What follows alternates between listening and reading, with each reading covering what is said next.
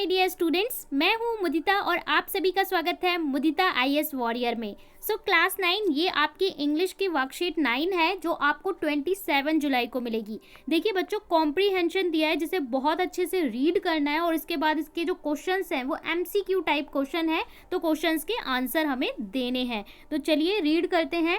Hello student, did you know that a good reading habit is a vital skill that you should possess? तो यहाँ पे good किसकी बात करा जा रहा है? रीडिंग हैबिट की। अगर जो आप रीडिंग हैबिट को डेवलप करते हो वो एक अच्छी आदत है। Reading develop the mind, imagination, creative. अब रीडिंग करने से आपको क्या क्या बेनिफिट होता है? जब आप रीडिंग करते हो तो आपकी इमेजिनेशन यानी सोचने की शक्ति बढ़ती है। आप इमेजिन करते हो, जब हिस्ट्री पढ़ते हो ऐसा हुआ होगा। क्रिएटिव पोटेंशियल, आप किसी भी काम को करो उसमें क्रिएटिविटी बढ़ती है।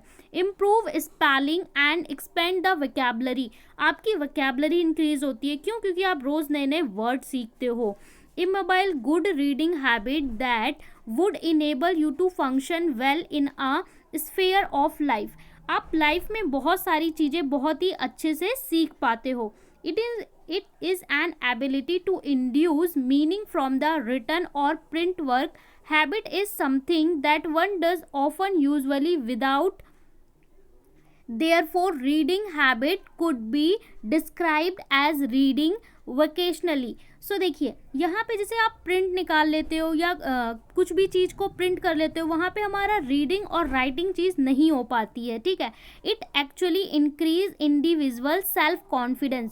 जब आप रीडिंग करते हो तो एक इंसान का सेल्फ कॉन्फिडेंस बढ़ता है, क्योंकि जब आप रीडिंग करोगे ना तो आपको ये लगेगा हाँ मैं इसे पढ़ के खुद समझ रहा हूँ, तो आपका जो लर्निंग का कॉन्फिडेंस है वो इंक्रीज होता है।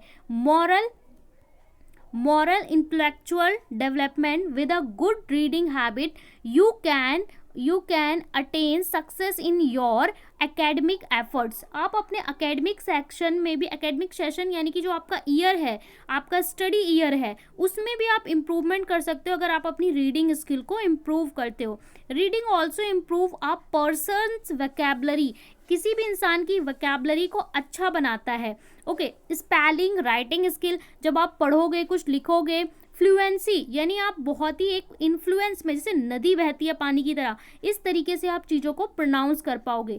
Proficiency, language enrichment, culture enrichment, critical thinking and personal involvement, ये सारी चीज़ें इम्प्रूव होती हैं।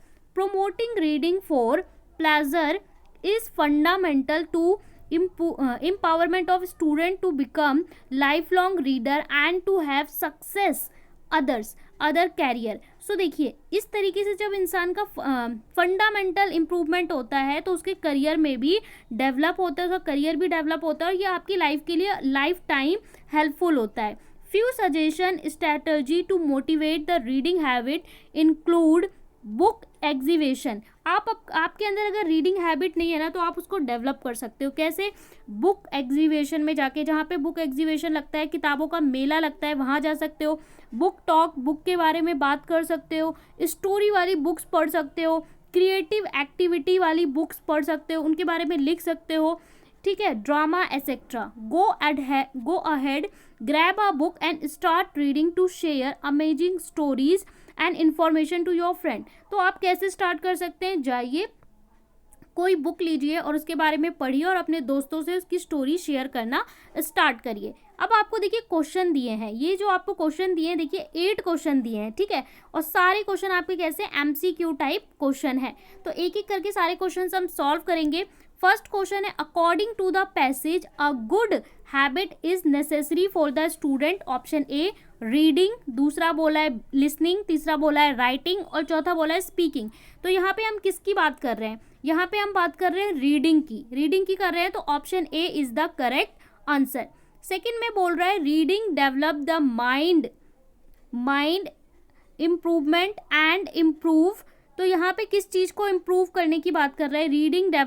रीडिंग किस चीज़ को डेवलप करता है? बुक्स को, स्पेलिंग को, राइटिंग को या स्टोरीज को?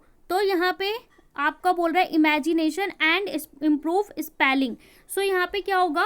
B is the correct answer. आपका क्या स्पेलिंग जो वोकैबुलरी है वो इंक्रीज होगी। ओके, इसके बाद थर्ड क्वेश्चन बोल रहा है reading increase individual self confidence.